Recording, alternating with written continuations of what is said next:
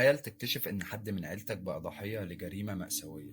دي ممكن تبقى واحدة من أصعب التجارب اللي ممكن أي حد يمر بيها. زود على ده كمان إنك تكتشف إن اللحظات الأخيرة في حياتهم كانت متسجلة وفيديوهاتها بتتشاف من ناس كتير. صعب جدا تتخيل إزاي حد ممكن يوصل للقسوة دي، لكن الحقيقة إن في ناس بيكونوا مولودين وحوش.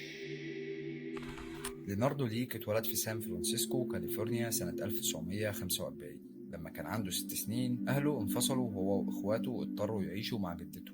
ليك كان طفل ذكي حسب كلام ناس كتير، لكن حتى وهو صغير تصرفاته كانت غريبة. بدأ ياخد صور لإخواته وهم عريانين، وجدته ما كانتش بتعمل حاجة عشان توقفه، بالعكس كانت بتشجعه على ده. اللي حصل مع ليك كان زي فتيل بيولع، وجدته بدل ما تطفيه كانت بتزود النار.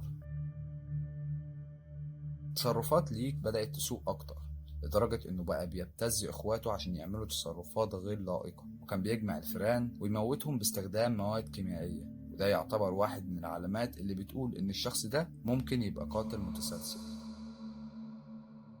ليك خلص المدرسة الثانوية سنة 1964 وانضم لسلاح المارينز، وخدم في حرب فيتنام كفني رادار إلكتروني. خلال فترة خدمته في الجيش اتشخص إنه عنده اضطراب الشخصية الفصامية، وده اضطراب بيخلي الشخص ما عندوش اهتمام بالعلاقات الاجتماعية ومش بيظهر أي مشاعر تقريبا. الناس اللي عندهم الاضطراب ده مش بيقدروا يكونوا علاقات عميقة مع حد، ومش بيحسوا بمتعة من معظم الحاجات. بعد انهيار ليك النفسي في فيتنام أخذ علاج نفسي وتسرح من الجيش سنة 1971. بعد ما تسرح من الجيش انتقل ليك لسان خوسيه، وبدأ يحاول يحدد الخطوة الجاية في حياته. جرب حاجات كتير في الفترة دي، دخل الجامعة بس سابها بعد ترم، وقرر ينضم لمجتمع الهيبيز في سان فرانسيسكو. بعد كده بقى هيبي وممثل في أفلام إباحية، واتجوز وبعدها طلق.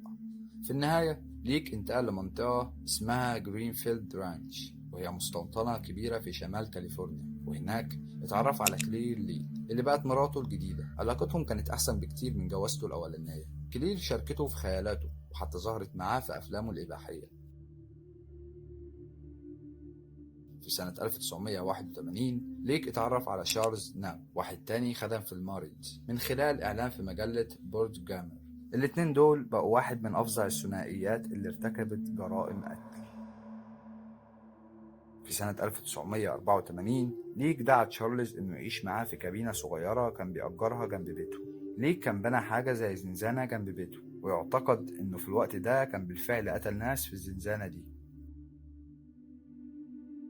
رغم إن كلير كانت مراته، تشارلز كان صديقه الحقيقي في الجرائم. الاتنين تعاونوا في ارتكاب سلسلة من جرائم الاغتصاب والتعذيب والقتل على مدار سنة، والأسوأ من كده إنهم كانوا بيسجلوا كل اللي بيعملوه عشان يوثقوا جرائمهم بشكل دائم.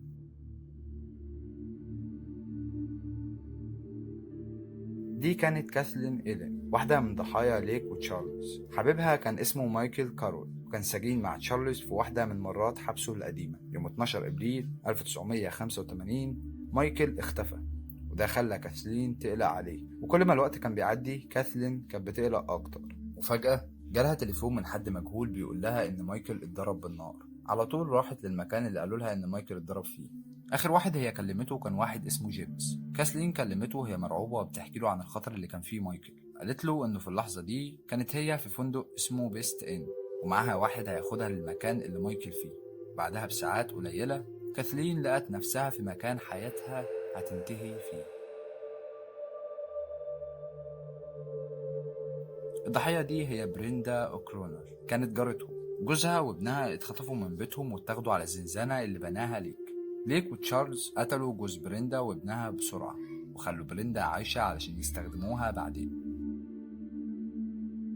يوم 2 يونيو 1985 تشارلز حاول يسرق ملزمة من محل أدوات، غالبا عشان يستخدمها على ضحية من ضحاياه. اتقفش وساعتها هرب بسرعة من المكان. ليونارد ليك رجع للمحل بعد شوية علشان يحاول يدفع ثمن الملزمة، لكن البوليس كان مستني هناك. خدوا بياناته ولاحظوا ان الرخصة اللي قدمها كانت باسم شخص كان مفقود من اسابيع. الشرطة فتشت عربيته واعتقلته لما لقوا مسدس معاه كاتم صوت غير قانوني. هو في الحجز ليك قرر ياخد الطريق السهل وبلع حباية سيان كان مخبيها في هدومه، ومات بعدها ب4 أيام. الشرطة قدرت توصل لمكان الكابينة بتاعت ليك باستخدام تسجيل سيارته. هناك اكتشفوا موقع دفن مؤقت، ولقوا حوالي 40 باوند من أجسام بشرية متفحمة ومطحونة. كمان لقوا خريطة مرسومة بإيد ليك كانت بتقودهم لبرميلين مدفونين. واحد فيهم كان فيه مجموعة من الأوراق الرسمية ومتعلقات شخصية اللي كان بيوحي إن ليك وتشارلز قتلوا لحد 25 شخص. البراميل التاني كان فيه مذكرات مكتوبة بإيد ليك وفيديوهات بتوثق التعذيب اللي عملوه لضحاياهم. تشارلز ما كانش موجود في المكان وقتها. بعد الموضوع ده بشوية وفي نفس السنة تشارلز اتقبض عليه في كندا بعد ما ضرب نار على حارس أمن وهو بيسرق من محل تاني. السلطات الأمريكية عرفت مكانه أخيرا، وفي سنة 1991 قدروا يرجعوه لأمريكا لمواجهة المحاكمة.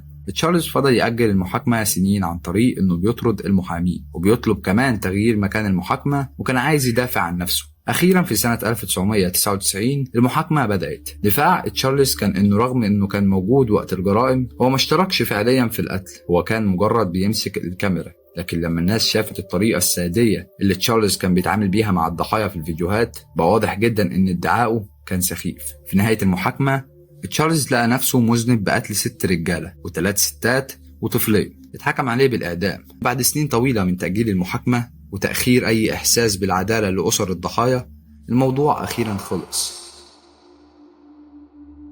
النهاردة تشارلز محبوس في سان كوينتن في انتظار تنفيذ حكم الإعدام، لكن لحد دلوقتي مفيش تاريخ محدد للتنفيذ بسبب إن حاكم كاليفورنيا عامل حظر على تنفيذ الإعدام، ومفيش إعدام حصل في الولاية من سنة 2006.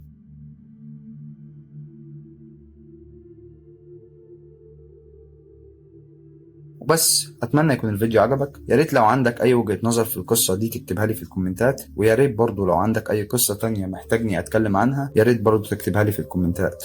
ودمتم سالمين.